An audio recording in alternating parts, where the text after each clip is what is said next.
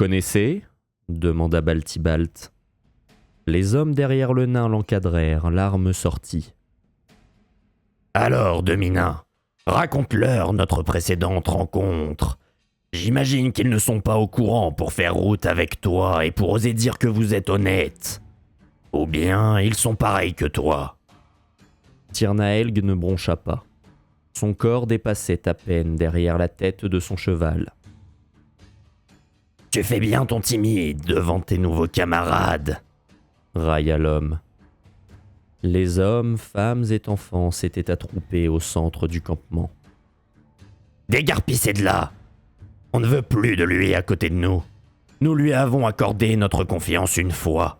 Nous ne referons pas la même erreur une seconde fois. » trancha le nain à l'attention des diplomates.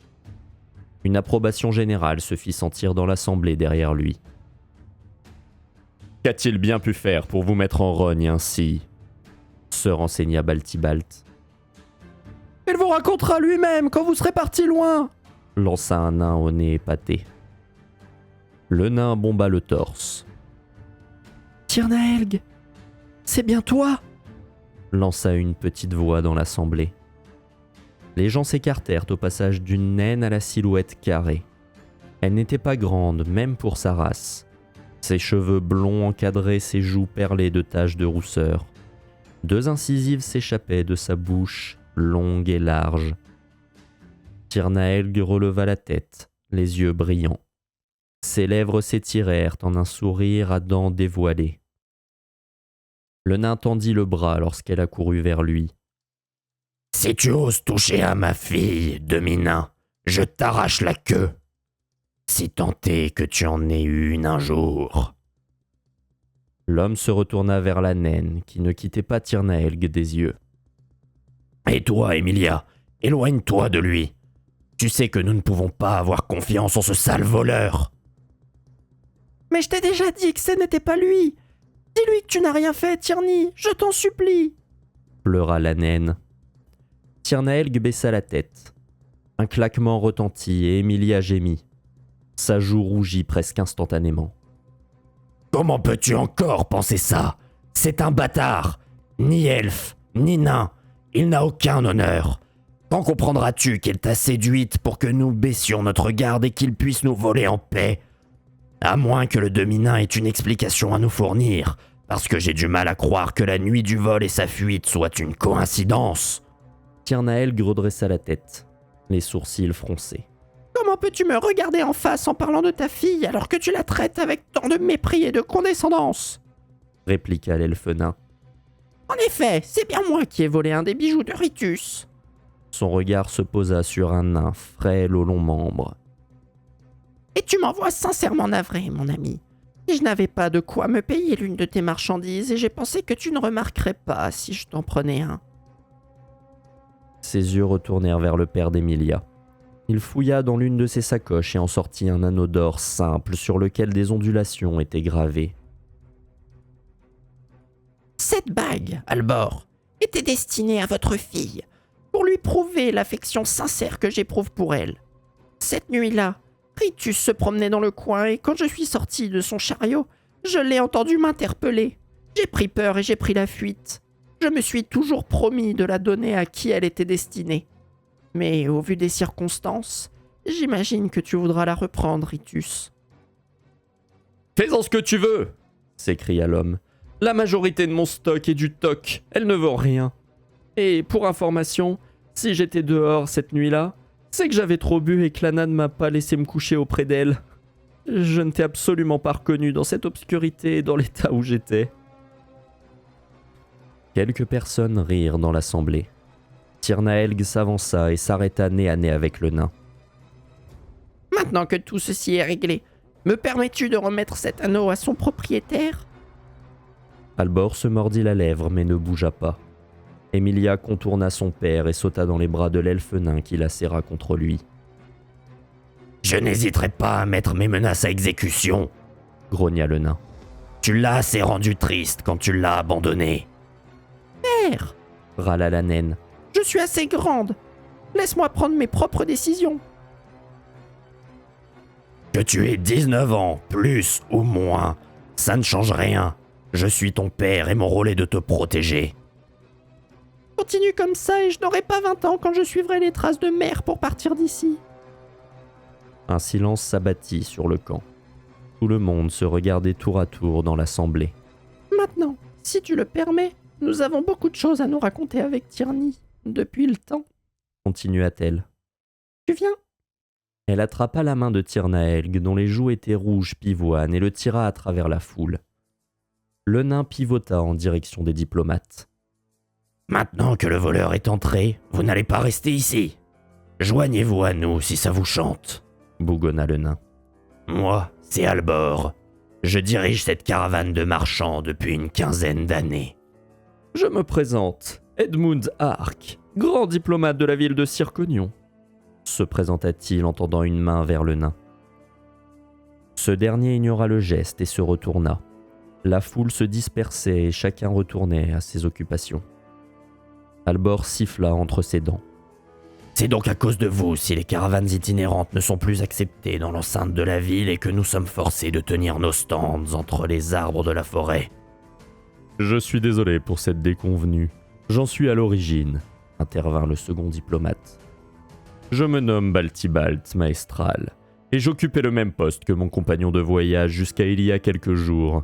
Pour tout vous avouer, j'ai pris cette décision à contre-cœur, car il s'agissait d'une des clauses de l'accord commercial signé avec les autres villes qui longent la rivière Laeya.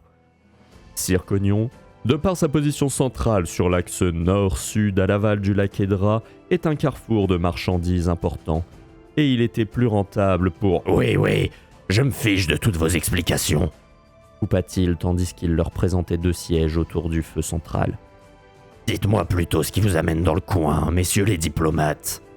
J'ai eu pour mission de me rendre au plus vite à la capitale afin d'annoncer de terribles nouvelles au... Et moi, je l'accompagne, le coupa Baltibalt. La ville a de légers soucis en termes de gestion de ses finances et nous allons quérir l'aide de l'érudit chaman d'Oclarion. Je viens avec lui dans le but de m'assurer qu'il me sera un digne successeur et que la ville peut compter sur lui et ses compétences. Ah, c'est haut placé qui croit savoir tout sur tout, protesta le nain. Il devrait parfois faire confiance à ceux qui s'y connaissent vraiment. Prenez n'importe quel marchand pour qui le commerce tourne bien depuis plus d'1 mois, même le plus mauvais d'entre nous. Vous vous rendrez compte que nous avons tous de solides bases en matière de finances. Nous sommes les véritables experts dans ce domaine. Baltibalt acquiesça.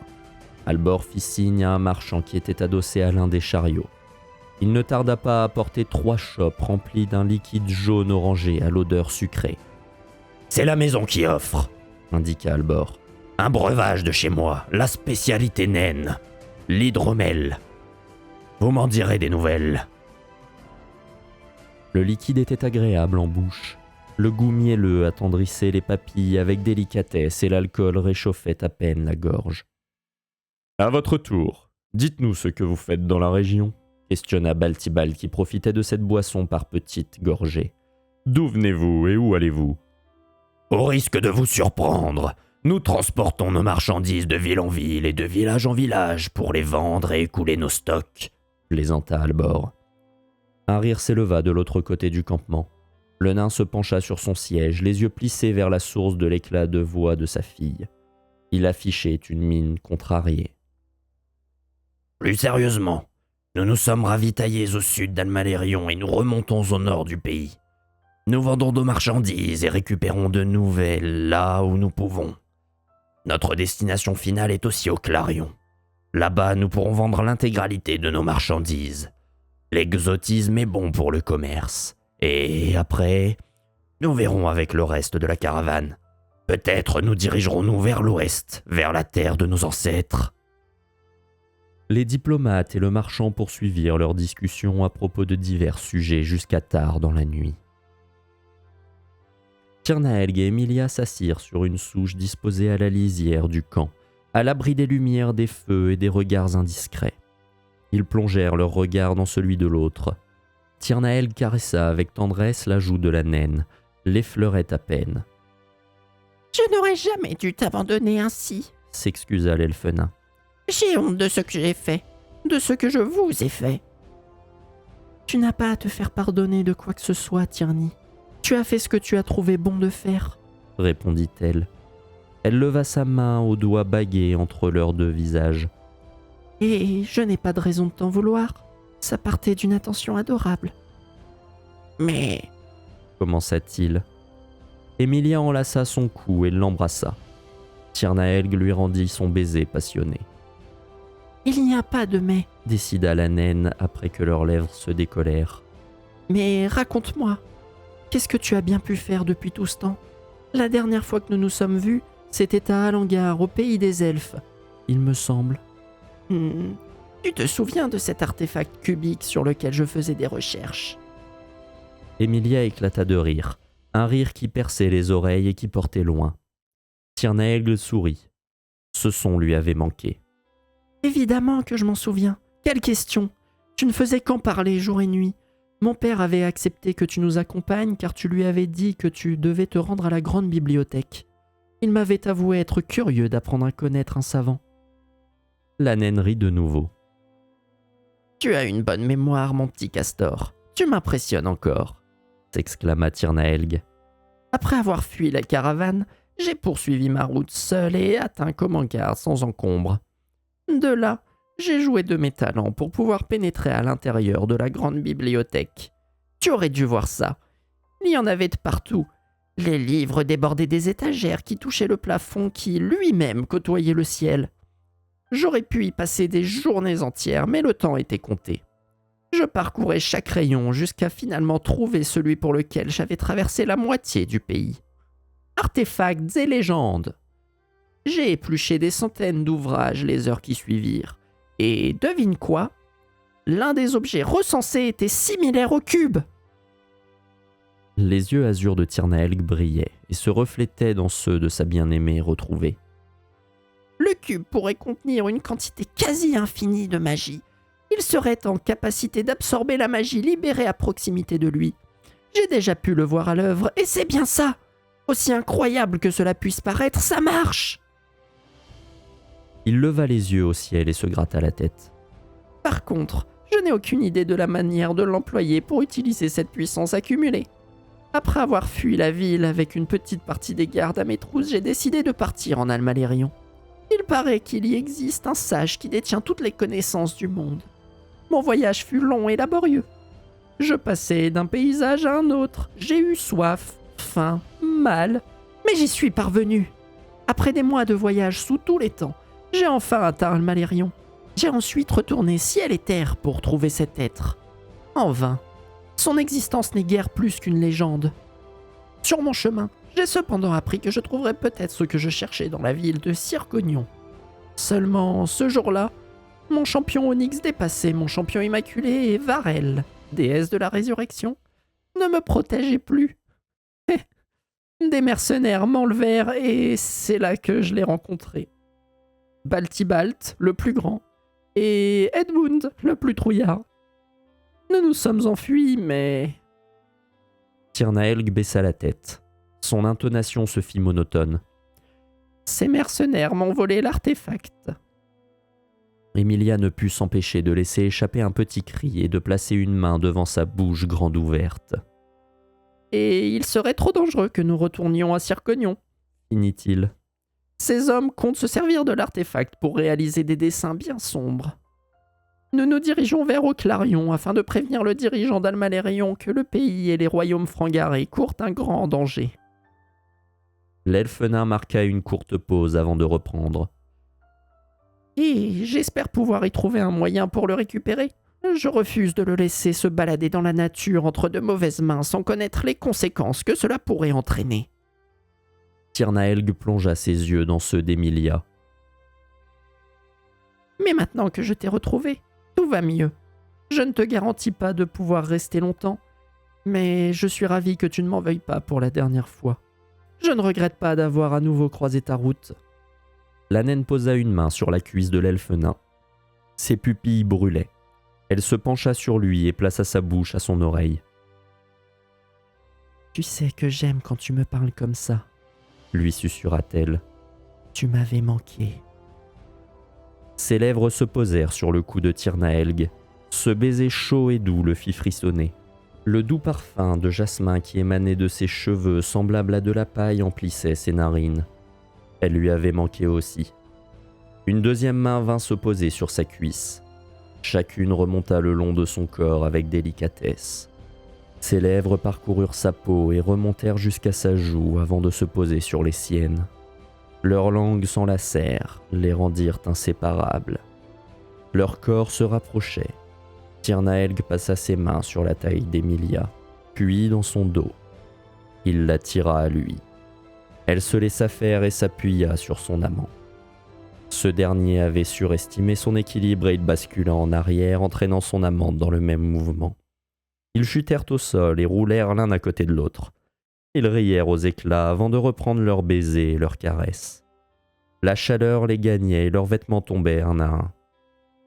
Ils passèrent la nuit ensemble.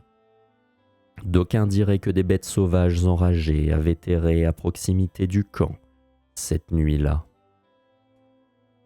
Le jour se leva sur les aventuriers et sur les marchands. Tous s'attelèrent à plier bagages pour reprendre la route au plus vite. Baltibalt et Edmund aidèrent comme ils le pouvaient, mais ces gens avaient l'habitude et quelques minutes leur suffirent pour être prêts au départ. « Nous atteindrons le village de Laoponérion en fin de journée, » informa Albor. « Nous n'allons pas tarder à nous mettre en route. Quelqu'un aurait-il vu ma fille ?» « Et Tirnaelg par la même occasion ?» commenta Edmund à l'attention de Baltibalt. Un silence pesa sur le camp. Les marchands regardaient autour d'eux et agitaient la tête de gauche à droite. « Je vous les ai retrouvés !»« Je vous les ai retrouvés !» cria une voix rauque. Une naine bien portante s'approcha du centre de la caravane, suivie par Tirnaelg et Emilia. « Ces deux-là dormaient derrière ma roulotte, à même le sol, collés l'un à l'autre, nus comme des vers. Vous devriez apprendre les bonnes manières à votre fille, chef !» Les deux coupables traînaient des pieds. Leur visage était écarlate. Le nain les observa un instant. « Je n'y manquerai pas. Tout le monde est prêt ? Allons-y, l'or nous appelle !» Les chariots étaient tirés par de forts chevaux qui devaient être bien nourris, pensa Baltibalt. La procession avançait lentement, mais il était plus agréable pour les aventuriers de voyager en la compagnie de nouvelles personnes. Tirnaelg et Emilia marchaient à la queue du convoi.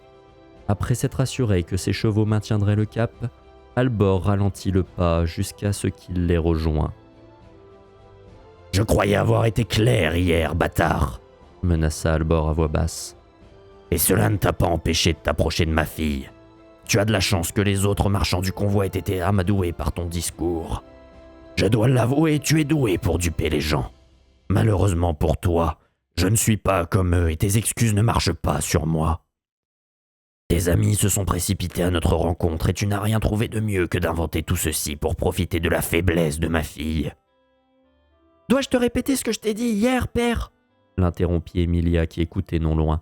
« Ne l'importune plus avec ça. S'il quitte le convoi à cause de toi, je partirai avec lui. Est-ce clair ?» Les poings d'Albor se serrèrent. « Après ta mère, tu es à ton tour corrompu par Maïnor. La déesse du caprice a empoisonné ton esprit et cela me peine. J'espère juste que tu ne finiras pas seul comme elle. » La caravane bifurqua. Albor accéléra le pas pour en rejoindre la tête. « Tu as de la chance, Demi-nain. Si je te fais du mal par simple esprit de vengeance, personne ne me prendra plus au sérieux ici. Mais un conseil, reste sur tes gardes. Rien ne pourra empêcher un malencontreux accident alors que tu es éloigné de la meute. » Un sourire apparut au coin de ses lèvres et il disparut devant les chariots et les bêtes de trait. Emilia saisit la main de Tirnaelg. « Ne t'inquiète pas, il n'osera rien te faire s'il y a un risque de me perdre. Tu peux me faire confiance. Ce ne sont que des paroles en l'air, » le rassura-t-elle. Le convoi poursuivait sa route. Ils ne s'arrêtèrent pas pour le déjeuner mais grignotèrent toutes sortes de viandes et de fruits séchés. Lorsque le soleil fut au plus haut, les contours du village apparurent à l'horizon. Baltibalt marchait en tête, accompagné du chef de la caravane. « Nous arriverons 2 heures avant la tombée de la nuit, » conclut-il après avoir jeté un œil à la montre à gousset en or qu'il portait à la taille. Ce village est minuscule mais confortable. Nous repartirons dès demain. Pourrait-on vous emprunter une caravane pour la nuit ? Par le passé, j'ai eu quelques déconvenues avec eux et je crains qu'ils ne nous laissent pas mettre le pied dans le village. Albor secoua la tête. Ah, ces beaux parleurs. Je suppose que nous pourrons vous faire de la place. Le soleil déclinait quand ils distinguèrent avec précision les contours des bâtisses. Sous l'arche qui signalait l'entrée du village, un petit groupe de personnes les attendait. « Bienvenue à vous, fiers marchands !» les accueillit un homme entouré de 2 gardes. « Chacun de nous se met à votre service durant votre séjour. Je suis Avar Tilar, érudit chaman du village de Laoponerion. » La bouche de l'homme remuait sous sa barbe blanche qui tombait sur son torse bombé. Ses cheveux tombaient sur son épaule et encadraient son visage joufflu. Il avança d'un pas, la main tendue. Son ventre proéminent remua, secoué par ce simple mouvement. Albor lui rendit son salut.